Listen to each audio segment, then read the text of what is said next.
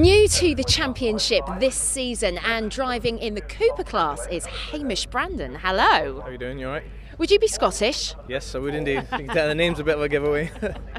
But you've also been doing Scottish minis, haven't you? For how long now? Yeah, we did 4 seasons up there. We did 2 half seasons just to get in the swing of things, and the past 2 years we've done two complete seasons. So we just felt the time was right to come and try some other circuits. And is that sort of your main motivation for doing the National Mini Challenge? Yeah, really. There's circuits on the calendar that I've always wanted to race at. Brands Hatch in Donington. You know that my dad used to race. He raced at Brands Hatch. That was his local circuit. So there's places I want to try, and unfortunately, in the main, we race at Knockhill. It's only one circuit. We do a couple of way rounds a year, but it tends to be like Oulton Park and things like that. So at least we'll be able to try a few other circuits further south. And are you here for the whole season? Yeah, doing the full season. I didn't expect to be going to Holland, but that should be fun. So hopefully might be able to stay a few days extra over there. So that should be good fun. Let's talk about the cars. How do they differ between the Scottish Championship and then the Cooper class? I would say that the power is probably very similar. The key differences are down here we run slicks and wets. In Scotland it's a one make tyre, whether it's raining or dry. You've only got one tyre choice. As race number 3 prepares to get underway, will Lee Allen be able to push through from 4th on the grid to get that podium win this weekend? Well, just half the job is done so far. We've got 2 races to go, and ready for race 3, it's Jake Packard and Luke Cordell who look out the front row in the JCW class from Chris Smith and the Allen. In the Cooper class, Shane Stoney and Josh Gollin on the front row from Hamish Brandon and Ricky Page. So full field of cars once more, getting ready for the starts here. In-car Lawrence Davey, red lights are on. Out they go. Good start from Davey. Good start from the front row as well. Also row 2 off the grid as one. So the entire field surging towards riches for the first time. But once more it's Jake Packen who has converted pole position into the early advantage. Chris Smith and Lee Allen follow through in his wheel tracks. It's Luke Cordell who's been left hung out to dry there on the outside line as the rest of the JCW class work their way through riches. Then the Cooper class arriving with Shane Stoney and Josh Gollin already starting their battle. Lawrence Davey right up onto the tail. Lee Allen trying to freight train his way through into 4th position. That will push Luke Cordell down to 5th. Cordell runs wide, kicks up the dirt, and is momentarily in 5th. Whether or not he'll be able to fight back into pole, we'll see. Yes, he does. So Cordell retakes that 4th position back from Lawrence Davey. Already in pursuit of Lee Allen as the leading duo. Jake Packen and Chris Smith have set about breaking clear.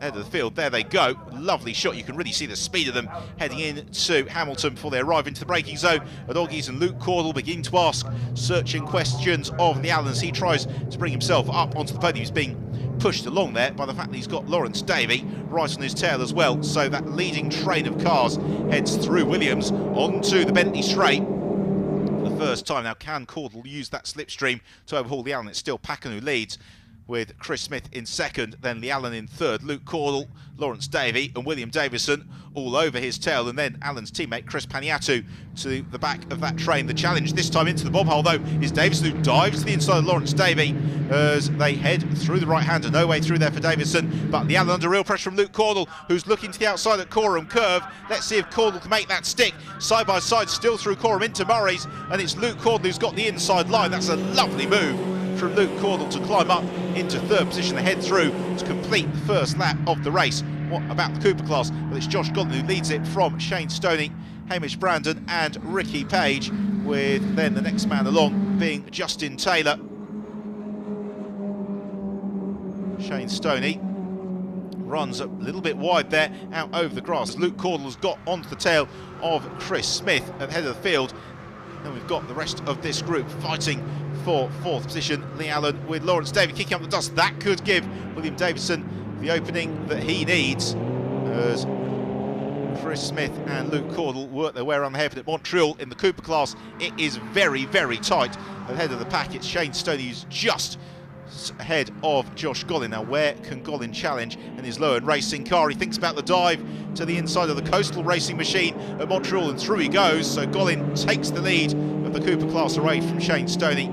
Stoney will immediately look to draw alongside. So we're in car with Ollie Walker a little bit lower down the Cooper class order, and that, oh dear, I think Justin Taylor may have a discussion about that afterwards, because because he was somewhat unceremoniously moved aside as Josh Gollin side by side with Shane Stoney still disputing the Cooper class lead, and it's Shane Stoney who reclaims the advantage, but for how long? Gollin looks to draw alongside him as the pair of them arrive into the Bob Holt. Super scrap between the pair of them as Lee Allen and Lawrence David continue their tussle. We've got William Davison and Chris Smiley recovering from far lower down the grid.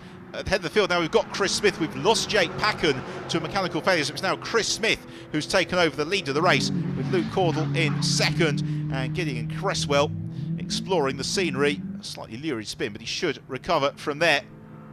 Right, the lead of the Cooper class. Who is it going to be into riches? It's Shane Stoney. Just we'll see that a little bit later on the brakes. He's got the inside line, but then Gollin immediately looking for the inside line as the pair of them sprint towards Montreal, and it's Gollin who goes through once more, reclaims the lead of the Cooper class. Absolutely brilliant battle this, but taking the checkered flag, it is Chris Smith who wins. Luke Cordell in second. And what about the sprint to the line for third? It's going to be Chris Smiley. Superb performance from Chris all the way from the outside of row 7. And in the Cooper class, well, Shane Stoney has once more found his way past Josh Gollin, and he is going to claim class victory from Gollin. And Hamish Brandon will take third. So let's take a look then at the results of the third race of the weekend, with victory for Chris Smith from Luke Cordell, Chris Smiley in third, Lee Allen fourth, Lawrence Davey and William Davison completing the top 6. In terms of the class results, with the JCW class, it was Chris Smith from Luke Cordell and Chris Smiley. And what a race we had for the Cooper class, with honours eventually going to Shane Stoney from Josh Gollin and Hamish Brandon. Yeah, it's nice to go forward in a race. The last two have started third and finished third, so yeah, it's nice to get on the top step. A terrible start, but after that the car was absolutely fantastic. We got the traction control turned off up into turn 1, got on with it and got second place. We're really happy with it. We both got fairly even starts, so we managed to start. He managed to get past around the outside on the first corner, and then it we were both sort of dicing position from there, so it was really close but clean, so it was good. Yeah, it was a great race with Shane, as you said, nice and clean, and there were probably 10, 11, maybe even 12 changes of position throughout the race, and yeah, probably made for good spectating. We're changing things up for the final race with a reverse grid of the top 6 drivers. That's in both classes. The question is, can Shane Stoney for the Coopers manage to push through for a 4th consecutive podium win? Well, let's see if he can do it. So this is how they line up then with the reverse grid, with William Davison and Lawrence Davey on the front row. Then Lee Allen from third. He is looking for his first podium of the weekend.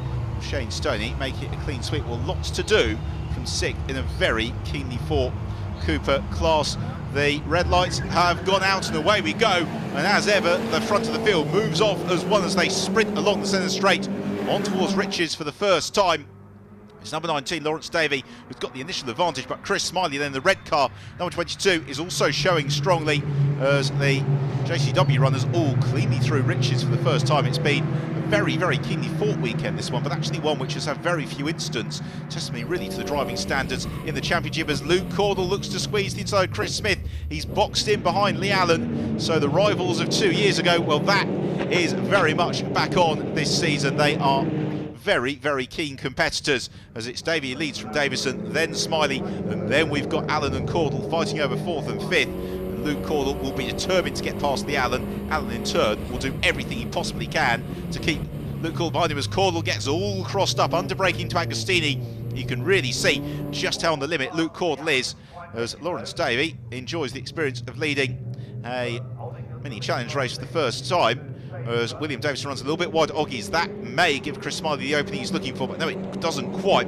So Chris Smiley instead gets in the situation behind William Davison as they head along the Bentley Straight for the first time, with Davison looking as well to the outside Lawrence Davey. That leading trio breaking clear of the rest of the JCW runners in this early stage of the race, riding over the curbs on the extra Nelson though was Davey. He loses momentum. That's Davison's opportunity to dive to the inside line of the bob hole. They go side by side and Chris Smiley waits to plot his route. Where will Smiley be able to squeeze through to the inside? Lawrence Davey moves up into second. Yeah, Lawrence Davey can't really turn into Chris Smiley, so Smiley climbs to second. Davey demoted to third. What can Chris Smiley do about moving ahead of William Davison, who gets it all sideways at Murray's, and that's just the opportunity that Chris Smiley was looking for, and he may well draw alongside by the time they arrive at Rich's next time around. Let's see, over the crest of the centre straight they come. Smiley to the outside line, Davison to the inside, can't see who's got his nose in front. It is William Davison who's been able to withstand that challenge as Luke Cordell and Lee Allen go side by side through Rich's. It's Cordell to the outside line, and he made just to make that stick on the Allen. He does, as Chris Smith also attempts to try and fight his way back through around the hairpin at Montreal, and then accelerating on towards Palmer as Shane Stoney looks to move to the fore of the Cooper class, and if he wins the class again, he'll once more win 20 litres of Sonoco fuel, which is the prize in each race this year for the winner of the Cooper class. Chris Smith in pursuit of Lee Allen, who has been comprehensively passed and now dropped by Luke Cordell, who's getting on terms with Lawrence Davey. As having a bit of a wild ride there across the dirt, Ricky Page, he rejoins, having lost several places in the Cooper class, as Chris Smiley now looks to make the decisive move at the head of the field and takes the lead of the race. Nicely judged move by Smiley, the traditional Snetterton manoeuvre down the Bentley straight into Brundle Nelson on the brakes, and through goes Smiley. Luke Cordell now seeing what he can do about picking his way up ahead of Lawrence Davey, with Lee Allen and Chris Smith still in very close contention. The leading duo, meanwhile, heading through Coram Curve, which tightens into the left-hand flick at Murray's, then propels them once more along the centre straight through to reel off another lap. In the Cooper class, we've got Ollie Walker and Josh Gollin engaged in battle as they fight for second and third in the class. It's Shane Stoney who's worked up to the head of the Cooper class, is running a little bit wide is Lawrence Davey, and that's the opening that Luke Cordell needs, and through goes Luke Cordell. Chris Smith also gaining ground. It's Gideon Cresswell and Hamish Brandon spot places into Rich's. The checker flag has come out, and it's victory for Chris Smiley, who is absolutely overjoyed with that. A super drive from Smiley. So let's take a look at the final results then, with victory for Smiley from Cordell and Smith, Lawrence Davey, William Davison and Lee Allen completing the top 6. In terms of the classes within the JCW class, Chris Smiley from Luke Cordell and Chris Smith, and in the Cooper class, success once more for Shane Stoney, Josh Gollin and Ollie Walker.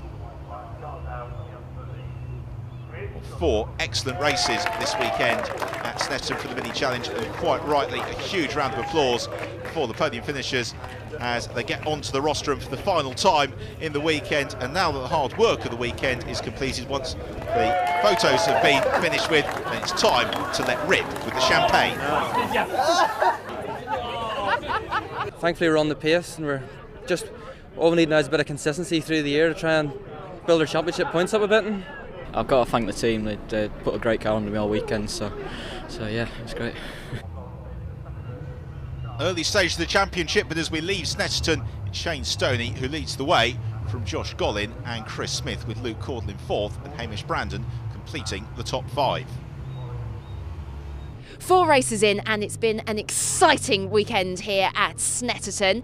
There's been quite a few highs, a few blows as well, and of course at this stage of the game, the championship title is anyone's. Join us again next time from Brands for more fantastic Mini Challenge racing.